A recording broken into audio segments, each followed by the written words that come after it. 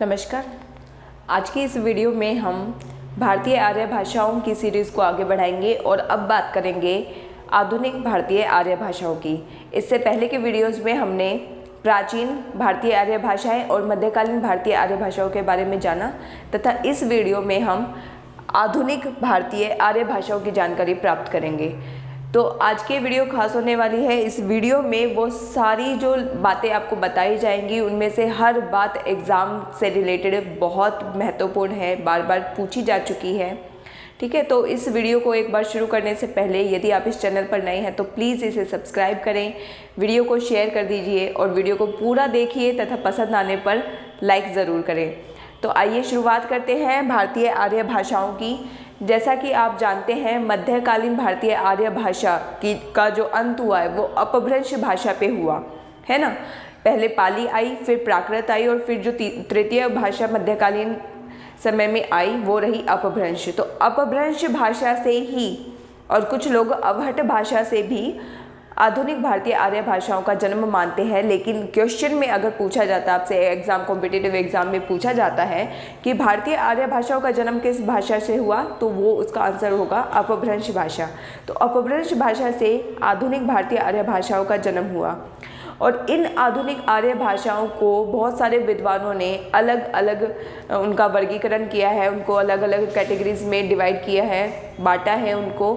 तो आज हम यहाँ पर 4 ऐसे विद्वानों की बात करने वाले हैं जिन्होंने आधुनिक आर्य भाषाओं का वर्गीकरण अपने तरीके से किया और उन चारों के बारे में एग्ज़ाम में ऑलरेडी पूछा जा चुका है और कई बार पूछा गया है, बार बार उसमें से क्वेश्चंस बनते हैं। तो आज हम उसी के बारे में देखने वाले हैं और हर एक विद्वान के बारे में बात करते हुए मैं पहले उनसे रिलेटेड सभी तथ्यों को बोर्ड पे लिख दूंगी ताकि आप लोगों के लिए वीडियो बहुत ज़्यादा लंबी ना हो जाए, क्योंकि इसमें कंटेंट बहुत सारा है, तथ्य बहुत सारे हैं। ठीक है, उनको समझाना भी है और एक एक शब्द को लिखने में ज़्यादा समय लग जाता है। तो इसलिए मैं हर एक विद्वान के बारे में पहले उनके जितने भी तथ्य हैं उससे रिलेटेड वो बोर्ड पे आपके सामने लिख दूंगी, उसके बाद उसके बारे में बात करेंगे। तो आइए हम बात करते हैं आधुनिक भारतीय आर्य भाषाओं का वर्गीकरण करने वाले पहले विद्वान डॉक्टर AFR हार्नले के बारे में।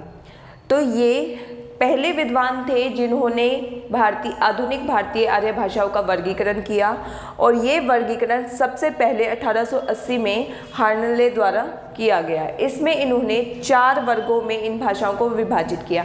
जैसे कि आप जानते हैं कि आधुनिक भारतीय आर्य भाषाओं में सिर्फ हिंदी भाषा ही नहीं आती, बल्कि हमारे देश में जितनी भी भाषाएं बोली जाती हैं वो सभी आधुनिक भारतीय आर्य भाषाएं हैं।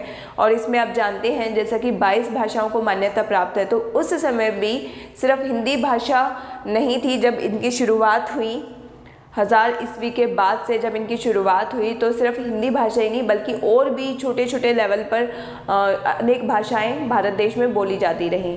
तो उन्हीं सभी भारतीय आर्य भाषाओं को इकट्ठा करके उनका वर्गीकरण करना कि किस क्षेत्र में कौन सी भाषा अधिक बोली जाती है, उनको इस तरह से उनका वर्गीकरण करना बहुत मुश्किल था। और ये काम सबसे पहले 1880 में डॉक्टर AFR हार्नले ने किया और इनके अनुसार जो वर्गीकरण है वो 4 वर्गों में विभाजित है, जिसमें पहला है पूर्वी गोडियन। इन्होंने इस चीज़ का ध्यान रखिएगा, गोडियन शब्द ये हार्नले द्वारा दिया गया अपने वर्गीकरण में।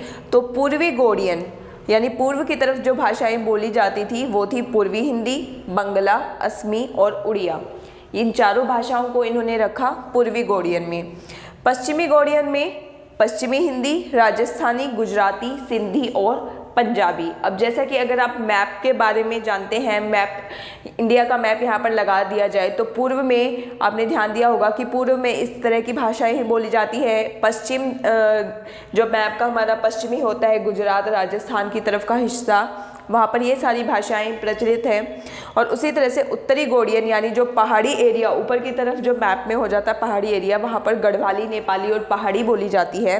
तथा दक्षिणी गोडियन यानी मैप में सबसे नीचे की तरफ का हिस्सा जहाँ पर महाराष्ट्र है और महाराष्ट्र में मराठी बोली जाती है। तो इस तरह से मैप को ध्यान में रखते हुए, एक इंडिया का जो मैप है उसको ध्यान में रखते हुए उसके जो 4 दिशाएं हैं, 4 दिशाओं के आधार पर इन भाषाओं का वर्गीकरण किया गया है और अलग अलग विद्वान द्वारा अलग अलग वर्गीकरण है। थोड़ा बहुत हेरफेर हमें देखने को मिल सकता है उसमें भाषाओं में। तो ये था डॉक्टर AFR हार्नेले का वर्गीकरण। इसमें इस चीज़ का ध्यान रखिएगा, ये इम्पॉर्टेंट है एग्जाम पर्पज से। ये जो लाइन है कि सर्वप्रथम वर्गीकरण किसने किया, तो ये क्वेश्चन आपका पूछा जा चुका है। कब किया गया ये भी पूछा जा चुका है। और इसमें किस तरह के क्वेश्चन बनते हैं, तो इसमें कई बार आ जाता है कि बांग्ला भाषा को डॉक्टर AFR हार्नेले ने अपने किस वर्ग में रखा है। तो आपको ऑप्शंस में चारों वर्ग मिल जाएंगे और फिर आपको बताना पड़ेगा। या फिर पूछा जा सकता है कि पश्चिमी गौड़ियन के अंतर्गत कौन सी भाषा आती है, तो उसमें से 4 ऑप्शंस में कोई 3 इधर से दे सकते हैं और कोई एक भाषा इसकी दे सकते हैं जिसमें से आपको सही भाषा पहचाननी है। तो ये पूरा का पूरा एग्ज़ाम से को ध्यान में रखते हुए कॉम्पिटिटिव एग्ज़ाम जिसमें TGT, PGT, NVS, KVS इस तरह के जो एग्ज़ाम होते हैं इनको ध्यान में रखते हुए ये चीज़ यहाँ पर मैं आपको बता रही हूँ, इसका वर्गीकरण बताती हूँ। और ये इनमें से कई बार क्वेश्चंस ऑलरेडी पूछा जा चुका है, तो ये इम्पॉर्टेंट हो जाता है। तो अब इसके आगे ये तो था हार्नेले का वर्गीकरण जो इम्पॉर्टेंट है क्योंकि ये सबसे पहला वर्गीकरण इन्होंने ही दिया है। और अब इसके बाद जो अगले विद्वान की हम बात करने वाले हैं वो हैं जॉर्ज गियर्सन। उनके बारे में उनका जो वर्गीकरण है, उनकी जो बातें हैं, वो तथ्य उनसे रिलेटेड बहुत ज़्यादा होने वाले हैं। तो देखिए डॉक्टर जॉर्ज गियर्सन के बारे में।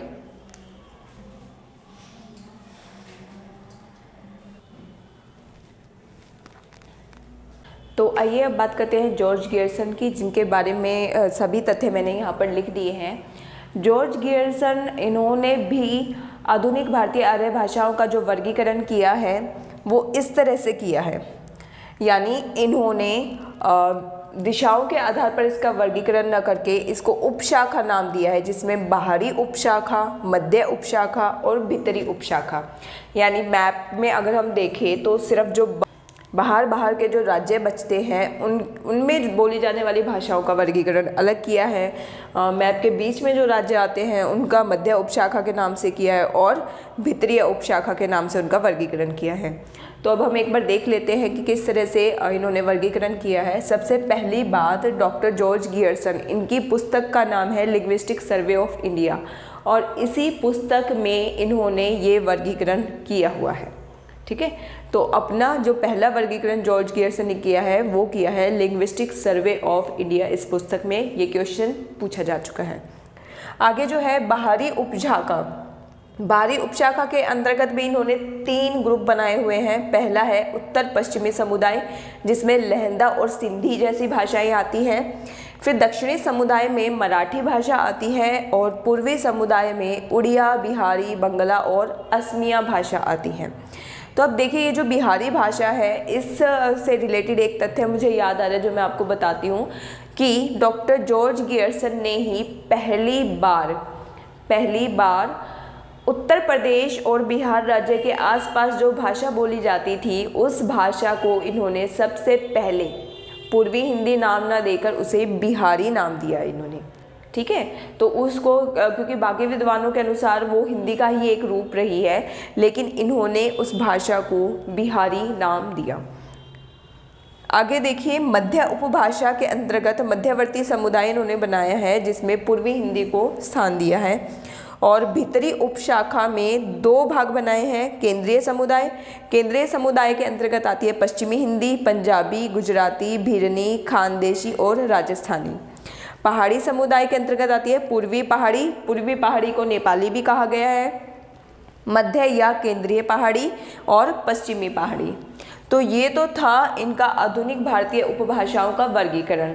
अब इसमें एक क्वेश्चन और आता है कि जो राजस्थानी भाषा है जिसको इन्होंने केंद्रीय समुदाय के अंतर्गत रखा है, इस राजस्थानी भाषा के भी इन्होंने 5 वर्गीकरण किए हुए हैं। ठीक है, तो इसको भी 5 भागों में बांटा है, ये भी क्वेश्चन में पूछा जाता है। और वो जो 5 भाग है वो ये हैं कि पश्चिमी राजस्थानी, यहाँ पे मैंने शॉर्ट फॉर्म में लिखा है ताकि ब्लैक बोर्ड पे पूरा आपके सामने आ जाए।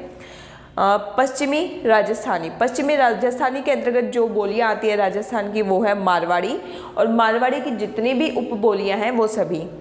उसके बाद उत्तर पूर्वी राजस्थानी, उत्तर पूर्वी राजस्थानी, इसमें आती है मेवाती और अहीरवाती। अब मध्य पूर्वी राजस्थान में ढूंढाड़ी और ढूंढाड़ी की जितनी भी उपबोलियाँ राजस्थान में बोली जाती हैं वो सभी। दक्षिण पूर्वी राजस्थानी के अंतर्गत आती है मालवी और रांगड़ी। दक्षिणी राजस्थानी के अंतर्गत आएगी निमाड़ी और मेवाड़ी। यानी राजस्थान की इन भाषाओं को उन्होंने जॉर्ज गियर्सन ने सबसे पहले इनका वर्गीकरण किया और इसको 5 वर्गों में विभाजित किया। ये क्वेश्चन भी पूछा जाता है। इसमें से बहुत सारे क्वेश्चन एग्जाम में आ चुके हैं, जैसे कि कितनी उपशाखाओं में बांटा है, तो 3 उपशाखाओं में बांटा है। बिहारी नाम सबसे पहले किसने दिया इस भाषा को, तो जॉर्ज गियर्सन ने दिया। लिंग्विस्टिक सर्वे ऑफ इंडिया पुस्तक किसकी है, तो जॉर्ज गियर्सन की है। जॉर्ज गियर्सन ने राजस्थानी को कितनी भाषाओं में बांटा, कितने वर्गों में बांटा है, तो 5 वर्गों में बांटा है। तो इस तरह से क्वेश्चंस बहुत इंपॉर्टेंट हो जाते हैं, इसलिए इसके बारे में समझना इंपॉर्टेंट है। आगे हम बात करेंगे अब डॉक्टर भोलानाथ तिवारी जी की। तो एक बार मैं उनके बारे में भी पूरा लिख देती हूँ।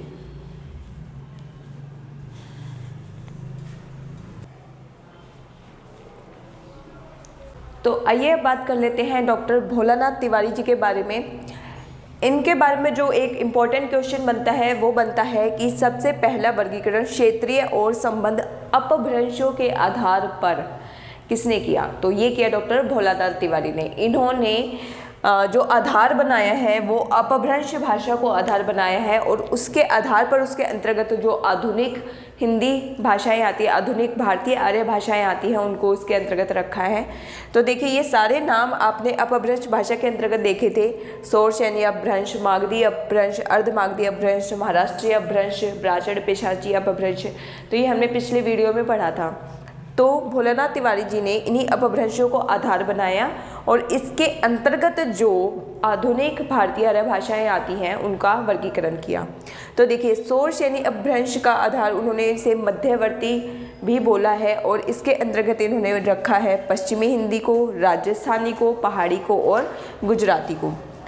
अब इसके बाद देखिए मागधी अपभ्रंश जिसको इन्होंने पूर्वीय भी बोला है, इसके अंतर्गत भाषाएं आई बिहारी, बंगाली, उड़िया और असमिया। अगला अर्धमागधी अपभ्रंश जिसे मध्य पूर्वीय कहा गया है। यहाँ देखिए ये मध्यवर्ती है और ये मध्य पूर्वीय इसको कहा गया है और अर्धमागधी के अंतर्गत इन्होंने रखा पूर्वी हिंदी को। महाराष्ट्रीय अपभ्रंश जिसको इन्होंने दक्षिणी नाम दिया और इसके अंतर्गत रखा गया है मराठी को।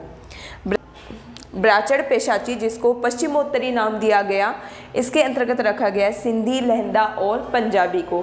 तो इसमें एक इम्पॉर्टेंट क्वेश्चन तो यही बनता है कि क्षेत्रीय और संबंध अपभ्रंशों के आधार पर वर्गीकरण किसने किया, तो डॉक्टर भोलानाथ तिवारी ने किया। अगला इनमें से भी क्वेश्चन पूछ लिया जाता है, किसी एक भाषा का नाम देकर के पूछ लिया जाता है कौन से अपभ्रंश के अंतर्गत ये भाषा आती है, तो इसलिए ये इम्पॉर्टेंट हो जाता है। अब इसके बाद अंतिम हम बात करेंगे डॉक्टर हरदेव बिहारी जी की। तो आइए अब बात करते हैं अंत में हम डॉक्टर हरदेव बिहारी जी की। इन्होंने जो वर्गीकरण किया है, इनका वर्गीकरण इसलिए इम्पॉर्टेंट है क्योंकि इन्होंने जो आधुनिक भारतीय आर्य भाषाओं को बांटा है वो एक तो हिंदी वर्ग में बांटा है, यानी वो सभी भाषाएं जो हिंदी से मिलती जुलती भाषाएं हैं, और दूसरी वो भाषाएं जो अहिंदी वर्ग है जिसे इन्होंने हिंदीतर वर्ग भी बोला है, यानी वो भाषाएं जो हिंदी की तरह बोली या लिखी नहीं जाती। तो देखिए इसमें कौन कौन सी हिंदी वर्ग में जो भाषाएं आती हैं, मध्य पहाड़ी, राजस्थानी, पश्चिमी हिंदी, पूर्वी हिंदी और बिहारी। ये भाषाएं इनका रूप जो है हिंदी से मिलता जुलता होता है, ठीक है। कुछ शब्दों का चुनाव थोड़ा सा अलग हो जाता है कई बार किसी शब्द का मतलब किसी भाषा में दूसरा होता है, किसी भाषा में दूसरा होता है, लेकिन ये सब जो भाषाएं हैं लगभग हिंदी जैसी ही बोली सुनी जाती है, उसी तरह लिखी जाती है। लेकिन जो हिंदीतर भाषाएं हैं और इन सभी भाषाओं को, ये जो हिंदी वर्ग की जो भाषाएं हैं, इन सभी को हिंदी की उपभाषाएं भी कहा जाता है। और जो हिंदीतर यानी अहिंदी वर्ग की भाषाएं हैं उनमें देखिए उत्तरी में नेपाली, पश्चिमी में पंजाबी, सिंधी और गुजराती, दक्षिणी में सिंघली और मराठी, पूर्वी में उड़िया, बंगला, असमिया। तो ये सारी वो भाषाएं हैं जो हिंदी की तरह ना तो लिखी जाती हैं और ना ही हिंदी की तरह बोली जाती हैं। तो ये हो गई हिंदीतर और हिंदी वर्ग का वर्गीकरण जो किया डॉक्टर हरदेव बिहारी जी ने। तो ये था हमारा अंतिम वर्गीकरण। इसके अलावा और भी बहुत सारे विद्वान हैं जिन्होंने अपने अनुसार वर्गीकरण किया है, लेकिन इस वीडियो में मैंने आपको वही सारे वर्गीकरण समझाए हैं जो एग्ज़ाम में या तो ऑलरेडी पूछे जा चुके हैं या बहुत ज़्यादा इम्पोर्टेंट है, जिनके एग्ज़ाम में आने के चांसेस रहते हैं। तो इस वीडियो को अब तक आपने पूरा देख लिया, समझ लिया। अगर आपको ये वीडियो पसंद आई है तो प्लीज़ इसे लाइक करें और चैनल पर नए हैं तो सब्सक्राइब ज़रूर करें। धन्यवाद।